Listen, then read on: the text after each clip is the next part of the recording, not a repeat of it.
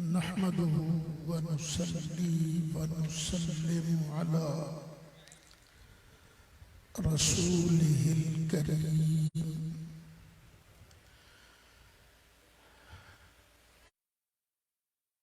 अम्मा बअद फ़अऊज़ु बिल्लाहि मिनश शैतानिर रजीम। बिस्मिल्लाहिर रहमानिर रहीम। इन्नमा यख्शल्लाह मिन इबादिहिल उलमा। सदक़ल्लाहु मौलानल अज़ीम व बल्लगना रसूलुहुन नबियुल अमीनुल करीम व नहनु अला ज़ालिका लमिनश शाहिदीन वश्शाकिरीन वल्हम्दुलिल्लाहि रब्बिल आलमीन। नबी मुकर्रम शफ़ीए मुअज़्ज़म जाने दो आलम सल्लल्लाहु अलैहि वसल्लम का इरशाद गिरामी है कि अपनी मजलिसों को मुझ पर दुरूदो सलाम का नजराना पेश करके मुज़य्यन किया करो। तो जितने अहबाब हैं यहाँ तशरीफ फरमा, सबका दावा है कि हम अपने आका व मौला सल्लल्लाहु अलैहि वसल्लम की उम्मती हैं। तो झूम झूम कर अल्लाह के हुक्म की तामील करते हुए नबी करीम अलैहिस्सलातु वस्सलाम के इरशाद गिरामी पर अमल करते हुए दुरूद व सलाम का नजराना पेश कीजिए। अस्सलातु वस्सलामु अलैका या सय्यदी या रसूलल्लाह व अला आलिका व अस्हाबिका या शफीअल मुज़निबीन। अभी मुझसे पहले सिंध के सूबाई वजीर जनाब सईद गनी साहिब इस महफिल तशक्कुर के अंदर इजहार ख्याल कर रहे थे। उनसे पहले मुफ्ती आज़म पाकिस्तान हजरत मौलाना मुफ्ती मोहम्मद मुनीबुर रहमान साहिब आप बयान फरमा रहे थे।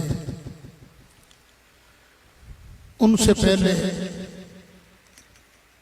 हमारे बलोचिस्तान से खारान से तशरीफ लाए हुए हजरत अल्लामा मौलाना मुफ्ती हबीब अहमद साहिब नक्शबंदी इजहार ख्याल कर रहे थे। और उनसे पहले हमारे फाजिल साथी हजरत मौलाना मोहम्मद इलियास अशरफी आप मुबारकबाद पेश कर रहे थे। और अभी अभी मैंने देखा है कि जनाब हाजी मोहम्मद हनीफ साहिब तैयब भी तशरीफ फरमा होंगे। और ये सब मुफ्ती आज़म सिंध हजरत अल्लामा मौलाना मुफ्ती मोहम्मद जान साहिब नईमी ज़ीद मजदूहू की दावत पर तशरीफ लाए। और इसलिए आप हजरात भी मैं भी इसलिए यहाँ आए हैं कि इनकी खुशी में हम शरीक हों। इन्होंने अपनी खुशी मनाने के लिए किसी गलत तकरीब का इहतिमाम नहीं किया, बल्कि अल्लाह अज़्ज़ा व जल, अल्लाह ताला की इस नेमत पर जो उसने इन पर की है उसका शुक्रिया अदा करने के लिए इस प्यारी तकरीब का इहतिमाम फरमाया है।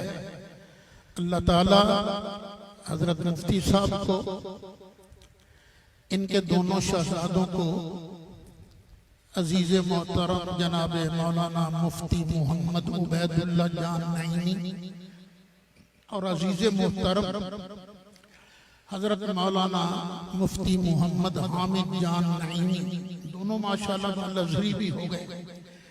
अल्लाह ताला इनको नबी करीम अलैहिस्सलातु वस्सलाम की फौज का सच्चा सिपाही बनाए। हम सब के जिम्मे नबी करीम अलैहिस्सलाम ने एक ड्यूटी लगाई है। वो ड्यूटी क्या है? बल्लिगू अन्नी वलौ आया। मेरा एक हुक्म भी तुम्हारे पास हो तो तुमने उसको अपने पास छुपा कर नहीं रखना, उसको आगे पहुंचाना है। तो अल्हम्दुलिल्लाह हजरत मुफ्ती मोहम्मद जान साहिब नईमी जो मेरे बड़े प्यारे शेखुल हदीस हैं, उन पर अल्लाह ताला ने ये नेमत फरमाई कि उनके दोनों बच्चों को भी अल्लाह ताला ने इस नेक काम के लिए चुन लिया है। ये नबी करीम अलैहिस्सलाम का इरशाद है कि हर दौर में फितने पैदा होते रहेंगे। जो मुब्तिलीन हैं, मुल्हिदीन हैं, जो ज़नादिका हैं, वो दीन के अंदर तखरीब कारी करते रहेंगे, लेकिन अल्लाह ताला हमेशा उनके तोड़ के लिए उलमाए हक को पैदा करता रहेगा। तो अल्लाह का शुक्र है कि नबी करीम अलैहिस्सलातु वस्सलाम की इस फौज में 2 जर्नैलों का इजाफा हो रहा है। और ये बात याद रखिएगा कि इस पूरी कायनात के अंदर सबसे बड़े आलिम अल्लाह की अता से हमारे नबी करीम अलैहिस्सलातु वस्सलाम है। उन्हीं का तालीम किया हुआ इल्म, उन्हीं का सिखाया हुआ इल्म सीना बसीना किताबों के जरिए, उस्ताद और शागिर्द के जरिए हम तक पहुंचा है। और ये खुदाम आगे उस इल्म को तकसीम कर रहे हैं। पता है नबी करीम अलैहिस्सलातु वस्सलाम को अल्लाह ने कितना इल्म दिया था? बुखारी शरीफ की हदीस है, अमीरुल मोमिनीन हजरत सैयदना फारूक आज़म रज़ियल्लाहु ताला अन्हु इरशाद फरमाते हैं कि एक दिन नबी करीम अलैहिस्सलातु वस्सलाम खुतबा देने के लिए जलवागर हुए। सरकार ने हमें बातें बतानी शुरू की। और शुरू कहां से किया? अखबरना अन बदइल खल्क़, मखलूक की इब्तिदा से नबी करीम अलैहिस्सलातु वस्सलाम ने अपने खुतबे का आगाज फरमाया कि सबसे पहले ये चीज बनी, फिर ये बनी, फिर ये बनी, फिर ये बनी, ये हुआ, ये हुआ, ये हुआ, सारा कुछ बयान करते रहे। अब ये हो रहा है, ये हो रहा है, फिर ये होगा, ये होगा, ये होगा, और पहुंचे कहां तक? हत्ता दखल अहलुल जन्नति मनाजिलहुम व अहलुन नार मनाजिलहुम। जन्नतियों के जन्नत जाने तक, दोज़खियों के दोज़ख जाने तक मेरे मुस्तफा करीम अलैहिस्सलातु वस्सलाम ने सब कुछ बयान कर दिया। इस पर शारिहीने हदीस लिखते हैं, इस हदीस में नबी करीम अलैहिस्सलाम के 2 मोजिज़ात हैं। एक तो नबी करीम अलैहिस्सलाम ने कायनात में होने वाली कोई बात छोड़ी नहीं, और दूसरा इस सब कुछ को बयान करने के लिए नबी करीम अलैहिस्सलाम ने टाइम बहुत थोड़ा लिया। ये दो मौजूदात हैं। थोड़े से वक्त में सब कुछ मेरे लजपाल आका अलैहिस्सलातु वस्सलाम ने बयान फरमा दिया। मेरी पैदाइश है 5 जनवरी सन 1954 की, और सन 70 में मैं इंटर का स्टूडेंट था। हमारे शहर उस वक्त लायलपुर होता था। लायलपुर में पाकिस्तान पीपल्स पार्टी के एक रहनुमा थे जनाब मुख्तार अहमद राना। उन्होंने एकेडमी बनाई हुई थी, पीपल्स एकेडमी। मैंने उसमें दाखिला लिया था। नाइट क्लास के अंदर मैं जाता था, पढ़ता था उनसे। वहां जो साहिब हमें इस्लामियात पढ़ाते थे वो भी मेरे हम नाम ही थे, लेकिन थे माशाल्लाह दूसरे। जाहिर है हर किसी की आदत होती है कि अपने अपने बुजुर्गों की तारीफ करते हैं। तो उन्होंने लेक्चर के दौरान कहा, वो हमारे थे सैयद अहमद शहीद साहब बरेलवी, वो एक मरतबा गुजर रहे थे तो उन्होंने फरमाया कि यहाँ पर 2 नबियों की कब्रें हैं। मैंने हाथ खड़ा कर दिया। मैंने कहा सर मेरा एक सवाल है। कहेंगे हाँ सईद मियां बताओ क्या सवाल है। मैंने कहा जनाब वो सैयद साहब को इल्मे गैब था या कैसे उनको पता चला कि यहाँ 2 नबियों की कब्रें हैं। जब मैंने इतना सवाल किया तो जो बात वो अपने बुजुर्गों के लिए मान रहे थे वो नबी करीम अलैहिस्सलाम के लिए मानने पर तैयार नहीं हुए। कहना नहीं नहीं नहीं नहीं, ये इल्मे गैब तो अल्लाह ने किसी को भी नहीं दिया, हत्ता कि नबी करीम अलैहिस्सलाम को भी नहीं दिया। खैर गुफ्तगू बढ़ती गई।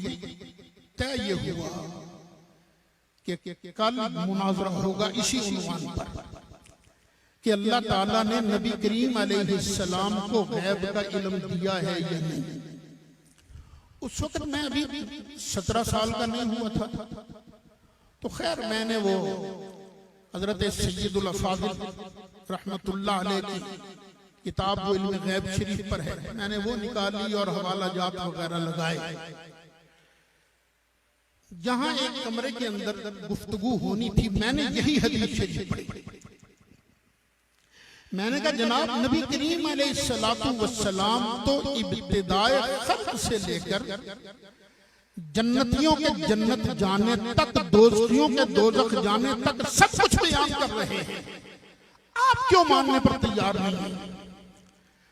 मुझे कहने लगे सईद मियां अकल नहीं मानती कि इतने थोड़े से वक्त में नबी करीम अलैहिस्सलाम ने इतना कुछ बयान कर दिया होगा। मैंने अर्ज किया, मैंने कहा जनाब आपकी अकल नहीं मानती, मेरा तो ईमान मानता है ना कि अल्लाह ताला बड़ा कादिर है। वो चाहे तो थोड़े से वक्त में कुंडी भी हिलती रही, बिस्तर पे रहा गरम, मुस्तफा को जमीन से उठाकर सैरें कराता हुआ मेराज करा के वापस ला सकता है। जो अल्लाह इतने थोड़े से वक्त में अपने महबूब को ये शान अता कर सकता है, वो अल्लाह इस बात पर भी कादिर है कि अपने महबूब को ये शान अता फरमाए कि थोड़े से वक्त के अंदर वो ज्यादा से ज्यादा बातें बता सकता।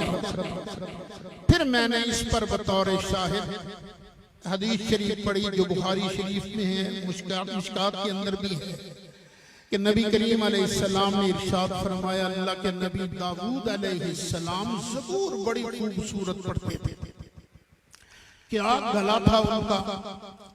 वो अपने गुलाम को हुक्म देते, चल मेरे घोड़े पर जीन डाल। वो जीन डालने लगता और हजरत दाऊद अलैहिस्सलाम ज़बूर की तिलावत शुरू कर देते। तो गुलाम के घोड़े पर जीन डालने से पहले पहले अल्लाह के नबी हजरत दाऊद अलैहिस्सलाम सारी ज़बूर पढ़ दिया करते थे।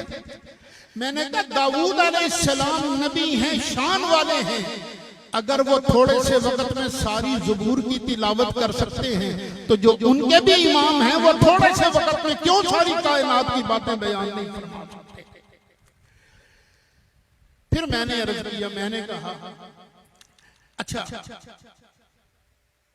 मिशकात शरीफ के अंदर भी दाऊद अलैहिस्सलाम वाली हदीस मौजूद है। मिशकात शरीफ की बहुत सारी शुरूआत लिखी गई हैं, बहुत सारी, अरबी जुबान में, फारसी में, उर्दू में। उर्दू में एक शरह है मज़ाहिर हक, जो लिखी है कुतुबुद्दीन साहिब ने, लेकिन उलमाए देवबंद को ये शरह बड़ी पसंद है। जनाबे मुफ्ती मोहम्मद शफी साहब ने अपने बेटे के इदारा दारुल इरशाद से भी और इदारा इस्लामियात लाहौर से भी बाद में छपी है, इस किताब को एहतिमाम से छपवाया। उसके अंदर जहां दाऊद अलैहिस्सलाम वाली हदीस है, वहीं नीचे हजरत सैयदना अली मुर्तजा की भी हदीस है कि हजरत अली मुर्तजा जब घोड़े पर चढ़ने लगते, रकाब पर पांव रखते और चढ़ते हुए कुरान पाक की तिलावत शुरू कर देते। अऊज़ु बिल्लाहि मिनश शैतानिर रजीम, बिस्मिल्लाहिर रहमानिर रहीम, अल्हम्दुलिल्लाहि रब्बिल आलमीन, अर्रहमानिर रहीम, मालिकि यौमिद्दीन, इय्याका नअबुदु व इय्याका नस्तईन, इहदिनस सिरातल मुस्तकीम, सिरातल लज़ीना अनअमता अलैहिम, गैरिल मग़दूबि अलैहिम वलद्दाल्लीन। हजरत अली कुरान पढ़ते जाते हैं, घोड़े पर चढ़ते जाते हैं। दूसरी रकाब में पांव जब पहुंचता है तो उस वक्त हजरत अली सारे कुरान की तिलावत करने के बाद पढ़ रहे होते, कुल अऊज़ु बिरब्बिन नास, मलिकिन नास, इलाहिन नास, मिन शर्रिल वसवासिल खन्नास, अल्लज़ी युवस्विसु फी सुदूरिन नास मिनल जिन्नति वन्नास। अगर हजरत अली जिनको फैज बारगाहे मुस्तफा से मिला है, अगर वो 2 मिनट के अंदर अंदर सारा कुरान पढ़ सकते हैं, तो जो हजरत अली के भी आका हैं, हजरत दाऊद अलैहिस्सलाम के भी इमाम हैं, वो भी थोड़े से टाइम के अंदर सारी कायनात की बातें बयान फरमा सकते हैं। अच्छा, एक बहुत बड़े देवबंदी आलिम गुजरे हैं, अल्लामा अशरफ अली थानी। उन्होंने एक वाकया लिखा है कि मदीना शरीफ के अंदर एक बुजुर्ग रहते थे जिनका नाम था हजरत शाह अब्दुल हक मुहद्दिस इलाहाबादी। मुहद्दिस देलवी नहीं, ये उबैदुल्लाह जान साहब ने PhD हजरत शाह अब्दुल हक मुहद्दिस देलवी की किताब मासाबत अभी सुन्ना पर किया है, लेकिन ये और बुजुर्ग हैं इलाहाबादी। वो मदीना शरीफ में रहते थे। वो फरमाते हैं कि यहाँ एक बाबा जी आया करते थे और कुछ ज्यादा नफले नहीं पढ़ा करते थे, ना ज्यादा तस्बीहात पढ़ा करते थे, बस एक ही काम किया करते थे, यूं टिकटिकी बांध कर सरकार के रोज़े अनवर को देखा करते थे। तो मुझे उनसे प्यार हो गया, अलग हुई, फिर वो बातें भी होने लगी। करते करते रमजान शरीफ आ गया। एक दिन वो अरबी बद्दू बाबा जी कहने लगे, शाह जी कल ना तुम मेरे साथ चलना, मैं तुम्हें खाना खिलाऊंगा इफ्तारी के बाद। मैंने कहा शाह जी मेरी तरावी रह जाएगी। बाबा जी रहने दो। कहता नहीं शाह जी तू चल, तेरी तरावी नहीं रहती। चूंकि मुझे उनसे प्यार हो गया था, मैंने कहा ठीक है। अब मगरिब की अजान हुई, इफ्तारी हुई, नमाज पढ़ी गई। नमाज के बाद बाबा जी ने लंबे नफल शुरू कर दिए। मैं बैठा देख रहा हूँ और सोच रहा हूँ, कुड़ रहा हूँ, बाबा जी ने अभी से लंबे नफल शुरू कर दिए हैं तो मेरी तरावी कहाँ जाएगी। खैर उन्होंने नवाफिल से फारिग होकर मुझे कहा, चल शाह जी चलिए, मैं तुमको रोटी खिलाता हूँ, खाना खिलाता हूँ। मैंने कहा चलिए। तो बाबा जी ने बड़े आराम आराम से कदम उठाने शुरू किए। मैं समझा कि शायद ये मस्जिद शरीफ के अदब की वजह से आहिस्ता आहिस्ता चल रहे हैं। खैर मैं भी चल पड़ा। मस्जिद शरीफ से बाहर निकले, जब कोई गली आती तो मैं समझता शायद इस गली में इनका मकान होगा, लेकिन वो गली गुजर जाती, अगली गली आ जाती। करते करते सारा शहर मुबारक पीछे रह गया। आगे सहरा शुरू हो गया। चलते चलते एक मकान आया। बाबा जी ने दरवाजे पर दस्तक दी। जब दरवाजा खुला तो एक लड़का निकला। बाबा जी ने उससे कहा, जल्दी कर, शाह जी आया है, इसके लिए खिचड़ी पका। मैंने कहा बेड़ा गर्क, अब ये पकेगी और मैं खाऊंगा। और मेरी तरावी तो आज गई, और वैसे भी चावल मुझे नुकसान देते थे, लेकिन मैं बाबा जी के प्यार की वजह से चुप कर गया। काफी देर के बाद खिचड़ी आई, वो मैंने खाई। खाने के बाद मैंने कहा, बाबा जी मुझे इजाजत। ओ बह जा शाह जी बह जा। मैंने कहा नहीं बाबा जी, मेरी तरावी रह जाएगी। और नहीं रहती तेरी तरावी, तू बह जा। मैं बैठ गया। और बाबा जी ने गप्पे शुरू कर दी। फिर मैंने कहा, बाबा जी अब मुझे इजाजत। ओ नहीं शाह जी बह जा। बाबा जी मेरी तरावी रह जाएगी। वो तो गई।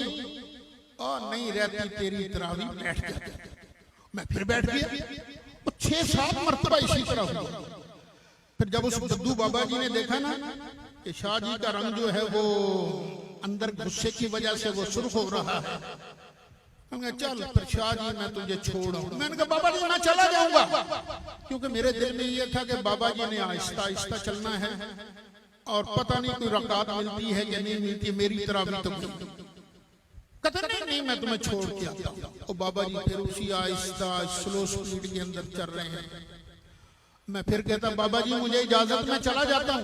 नहीं शाह जी मैं तुझे छोड़ आता हूँ। अच्छा आगे गए तो आगे से एक बंदा आ गया। उसने बाबा जी के साथ बातें शुरू कर दी और बाबा जी उससे बातें करने खड़े हो गए। और मैं मुड़ रहा था कि बेड़ा गर्क, आज मेरी तरावी गई, बाबा मरवा दिया तूने। और वो कानी आंख कन के ना देख भी रहे थे बाबा जी कि इसको हो क्या रहा है। खैर थोड़ी देर के बाद बाबा जी ने कहा, अच्छा शाह जी तुम जाओ, कहीं तेरी तरावी ना रह गई। तो मैं क्विक मार्च करता हुआ तेज तेज चलता हुआ मस्जिद शरीफ में आया। हरम शरीफ में आया तो मेरा तो कलेजा धक धक करने लगा। मस्जिद शरीफ बिल्कुल खाली थी, सिर्फ एक बंदा बैठा हुआ था जो बैठा रोटी खा रहा था। मैं डरते डरते उसके करीब गया। मैंने कहा, भाईजान तरावी खत्म हुए कितनी देर हुई है? उसने मेरी तरफ देखा, कहने लगा, अंत मजनून, तू पागल है? अभी तो मगरिब की नमाज हुई है, लोग खाना खाने के लिए अपने अपने घर गए। यार वो बंदा जिसका काम ही ये था कि नबी करीम अलैहिस्सलाम के रोज़ा अनवर की तरफ टिकटिकी बांध के देखता रहता था, उसको अल्लाह ने ये ताकत अता फरमाई कि शाह अब्दुल हक मुहाजिर इलाहाबादी उनको चला चला कर खिचड़ी पकवा कर फिर बातों में लगा कर फिर आहिस्ता आहिस्ता वापस चला कर उनको इतनी थोड़ी देर के अंदर मस्जिद नबी शरीफ के अंदर पहुंचा दिया। तो जो वो रोजे वाली सरकार हैं उनको भी अल्लाह ताला ने बड़ी पावरें अता फरमाई हैं। वो चाहें तो थोड़ी देर के अंदर सारी कायनात की बातें बयान फरमा सकते हैं। पिछले दिनों मेरी इसी गुफ्तगू पर एक सवाल हुआ। ये तो आप हदीसें पढ़ रहे हैं ना, कुरान से बताएं, कुरान से क्या किसी मखलूक ने थोड़े से टाइम के अंदर भी बहुत सारा काम किया है? मैंने कहा ले जाइए कुरान की आयत भी हाजिर, मैं पढ़ता हूँ, तिलावत करता हूँ, ईमान तो मेरे अल्लाह के दस्ते कुदरत में है ना। सुलेमान अलैहिस्सलाम को जब हुदहुद ने आन के बताया तो मलका बिल्कीस चल पड़ी है अपने महल से आपसे मिलने के लिए, आपका इम्तिहान लेने के लिए कि आप दुनियादार बादशाह हो या वाकई अल्लाह के नबी हो।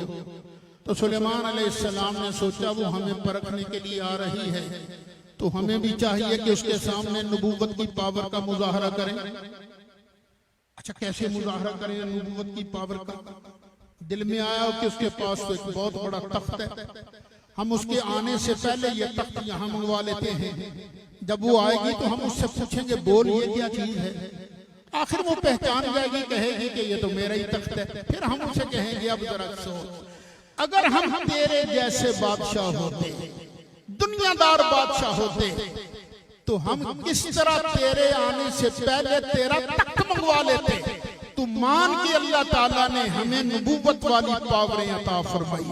ये सोचकर दरबारियों से खिताब किया, फरमाया अय्युकुम यातीनी बिअर्शिहा क़ब्ल अन यातूनी मुस्लिमीन। और कौन है तुमने जो मलका के आने से पहले पहले उसका तख्त यहाँ लेके आ जाए। अब दरबार में जिन भी मौजूद थे, इंसान भी मौजूद थे। अल्लाह फरमाता क़ाल इफ़रीतुम मिनल जिन, एक बड़ा सरकश जिन बोला, अना आतीका बिह, हुजूर मैं ही तख्त ले आऊंगा। और फरमाया देर कितनी लगाएगा?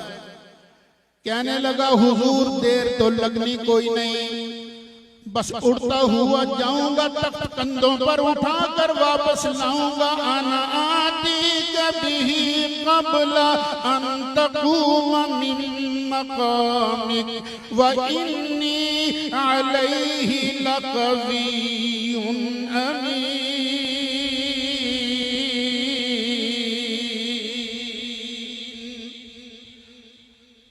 अच्छा, एक प्रॉब्लम ये है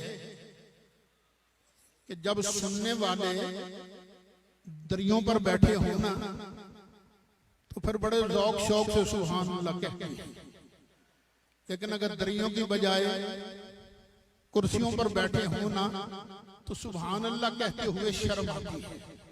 तो भाई अल्लाह का कुरान है, हम इसी कुरान की नेमत मिलने पर तो शुक्रिया अदा करने यहाँ आए हुए हैं ना।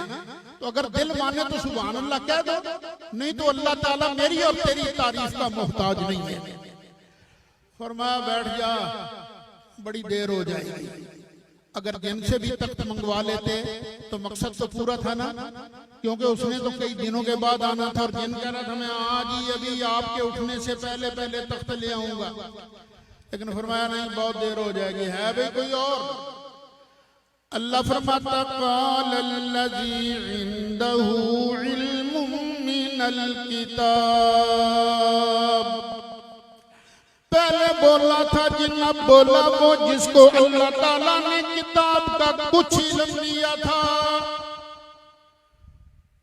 उनको अपनी किताब का कुछ इल्म मिला था। और इन शहजादों को अल्लाह ताला ने अपनी किताब अजीम कुरान हकीम का कुछ इल्म अता फरमाया है। अल्लाह इनको इनके लिए इस इल्म कुरान को नाफे बनाए। क़ालल्लज़ी इंदहू इल्मुम मिनल किताब, अब वो बोला जिसके पास कुछ किताब का इल्म था। मुफस्सिरीन फरमाते हैं ये हजरत सुलेमान के अपने वजीर थे, हजरत आसिफ बिन बरकिया। अर्ज किया आना आती कभी, हुजूर मैं ही लेता हूँ। फरमाया देर कितनी लगाओगे? हुजूर देर तो लगनी कोई नहीं। आना आती कभी ही क़ब्ल अन यर्तद्दा इलैका तरफुक, हुजूर आपकी पलक झपकने से पहले पहले अगर मैं तख्त हाजिर न करूं तो मुझे भी अल्लाह का वली न कहना। और पलक झपकने में देर कितनी लगती है? प्रैक्टिस करके देख लो, आने वाले सेकंड से भी पहले। फलम्मा राहु मुस्तक़िर्रन इंदहू, फिर जब हजरत सुलेमान अलैहिस्सलाम ने तख्त अपने पास मौजूद देखा, हजरत सुलेमान अलैहिस्सलाम ने इरशाद फरमाया, क़ाला हाज़ा मिन फ़ज़्लि रब्बी, ये तो मेरे रब का फजल है। तो मैं भी अपने प्यारे शेखुल हदीस मुफ्ती मोहम्मद जान साहब से कहता हूँ, दोनों साहबजादों से कहता हूँ, आप भी यही कहिएगा, हाज़ा मिन फ़ज़्लि रब्बी। अल्लाह ताला लोगों को दौलत देता है, पैसा देता है, कईयों को पकड़ कोठियां देता है, कईयों को अल्लाह ताला हवाई जहाज भी दे देता है, ट्रिलियन डॉलर भी कईयों के पास मौजूद होंगे, लेकिन ये कुरान की दौलत जिसे मिल गई वो तो बहुत बड़ा इनाम याफ्ता बन गया। क़ाला हाज़ा मिन फ़ज़्लि रब्बी। अगर हजरत सुलेमान अलैहिस्सलाम का वजीर पलक झपकने से पहले इतने मील दूर से तख्त ला सकता है तो ये तो नबी नहीं थे ना, ये तो वली थे।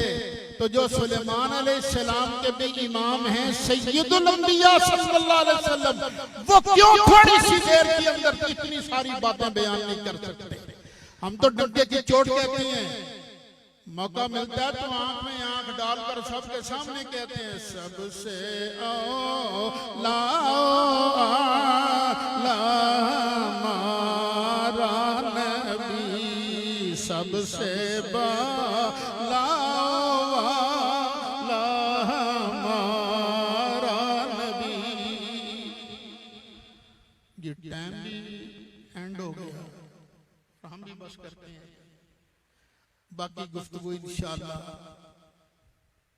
कल जामा मस्जिद मेमन कोट के अंदर ही, कल हजरत मगरिब के बाद आई, इशा के बाद कल वाला जलसा।